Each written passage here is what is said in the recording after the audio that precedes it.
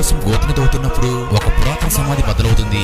అయితే ఆ సమాధిలో ఉన్న ఎముకలన్నీ ఒకదానితో ఒకటి కలిసి పెద్దని అస్థిపంజరంలాగా మారుతాయి. దీన్ని చూసి అక్కడున్న వారంతా భయపడిపోతూ ఉంటారు. అప్పుడు ఈ ఎముకల గూడు తన నోటితో గాలి ఊదగానే ఆ వేడికి తట్టుకోలేక ఎదురుగా ఉన్న మనిషి బూడిదైపోతాడు. అప్పుడు ఈ కుర్రాడు గన్ను తీసుకుని ఆ ఎముకల గూడును కాలుస్తూ ఉంటాడు. కానీ ఈ ఎముకల గూడుకు గాయం అవ్వకపోగా ఇది వచ్చి ఆ కుర్రాన్ని కొట్టగానే ఇతడు కూడా బూడిదైపోతాడు. ఇంతలో మరొక వ్యక్తి ఒక బాంబును అంటించి నేరుగా ఈ ఎముకల గూడు దగ్గరికి వేస్తాడు. అయితే బాంబు పేలినప్పటికీ దీనికి కొంచెం కూడా గాయమవదు. అలాగే ఇది ఇతన్ని కూడా కొట్టగానే ఇతడు కూడా మట్టయిపోతాడు. ఆ తరువాత ఇది రోడ్డుపైకి రాగా కారులో ఉన్న వీరిద్దరూ ఈ ఎముకల గూడును చూసి భయపడుతూ ఉంటారు. ఇంతలో ఈ కుర్రాడు గన్న తీసి ఆ ఎముకల గూడును కాలుస్తూ ఉంటాడు. కానీ ఇది బుల్లెట్లను ఏమాత్రం పట్టించుకోకుండా నేరుగా వచ్చి ఈ కుర్రాన్ని కొద్దగానే ఇతడు కూడా మట్టయిపోతాడు. అప్పుడు ఈ అమ్మాయి సహాయం కోసం రోడ్డు మీదకు వెళ్లి ఎదురుగా వస్తున్న ట్రక్కును ఆపుతుంది. ఇంతలో ఆ ఎముకల గూడు ఆ ట్రక్కును పట్టుకుని దూరంగా విసిరేస్తుంది.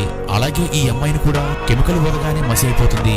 ఇదంతా చూస్తున్న మాంత్రికుడు ఎముకల కత్తితో తన చేతిని కోసుకుని మంత్రాలు చదువుతూ తన దగ్గర ఉన్న ఆ ఎముకల కత్తిని గిరగిరా తిప్పి ఆ ఎముకల గూడు మీదకి విసురుతాడు.